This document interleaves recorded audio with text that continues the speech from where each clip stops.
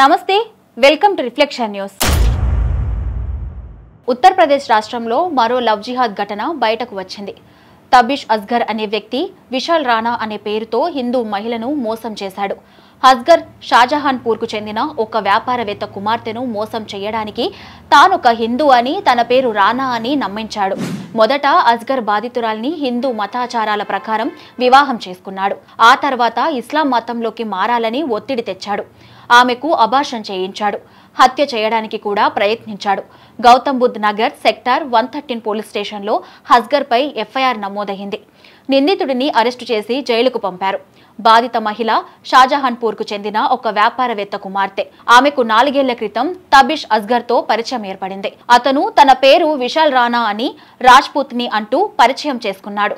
ఆమెను నమ్మించి శారీరకంగా లోబర్చుకున్నాడు। ఫిబ్రవరి 22, 2023న అస్గర్ తన గుర్తింపును దాచి గజియాబాద్లోని ఒక బ్యాంకెట్ హాల్లో హిందూ సాంప్రదాయాల ప్రకారం వివాహం చేసుకున్నాడు। ఈ కార్యక్రమానికి బాధితుడి కుటుంబం నుండి అతడి సోదరుడు వసీం అఖ్తర్ హాజరయ్యాడు। అతను కూడా తన పేరును వాసు రాణా అని చెప్పి యువతి కుటుంబ సభ్యులను మోసగించాడు। పెళ్లైన కొద్ది రోజులకే కోర్టు వివాహాన్ని రిజిస్టర్ చేయాలంటూ అస్గర్ బాధితురాల్ని అలహాబాద్ హైకోర్టుకు తీసుకెళ్లాడు। ఈ సమయంలో ఆ మహిళ తన భర్త అసలు పేరు తబిష్ అస్గర్ అని అతడొక ముస్లిం అని కనుగొంది। షాక్ అయిన ఆ మహిళ మొదట కుటుంబ సభ్యులకు ఈ విషయాన్ని చెప్పాలని అనుకున్నా తన భవిష్యత్తు ప్రమాదంలో పడుతుందని భావించి మౌనం వహించింది।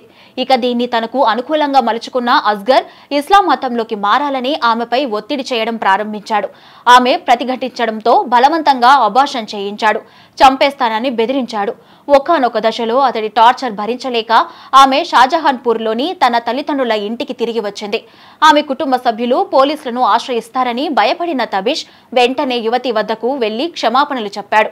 ఇక నీకు ఎలాంటి కష్టాలు పెట్టను, తనతో పాటు నోయిడాకు తిరిగి రావాలంటూ ఒప్పించగలిగాడు। ఆమె తబిష్ను మరోసారి నమ్మి చాలా తప్పు చేశానని కొన్ని రోజుల్లోనే తెలుసుకుంది। అతడిలో ఎలాంటి మార్పు రాలేదని ఇస్లాంను స్వీకరించాలంటూ ఆమెను హింసించడం మళ్లీ మొదలుపెట్టాడు। ఒకానొక సమయంలో ఆమెను కొండపై నుంచి తోసి హత్య చేసేందుకు కూడా ప్రయత్నించాడు। ఇక అతడితో ఉంటే ప్రమాదమని గ్రహించిన బాధితురాలు తల్లిదండ్రుల దగ్గరకు వచ్చి తాను అనుభవించిన కష్టాలను వివరించింది। దీంతో బాధితురాలికి అండగా నిలిచారు తల్లిదండ్రులు। గౌతమ్ బుద్ధ్ నగర్లోని సెక్టార్ 113 పోలీస్ స్టేషన్లో అస్గర్ పై దాడి, బలవంతంగా అబార్షన్ చేయించడం, ఉత్తరప్రదేశ్ మత మార్పిడి నిషేధ చట్టాన్ని ఉల్లంఘించడం వంటి అనేక ఆరోపణల కింద ఎఫ్ఐఆర్ నమోదు చేశారు। పోలీసులు అతన్ని అరెస్టు చేసి జైలుకు పంపారు।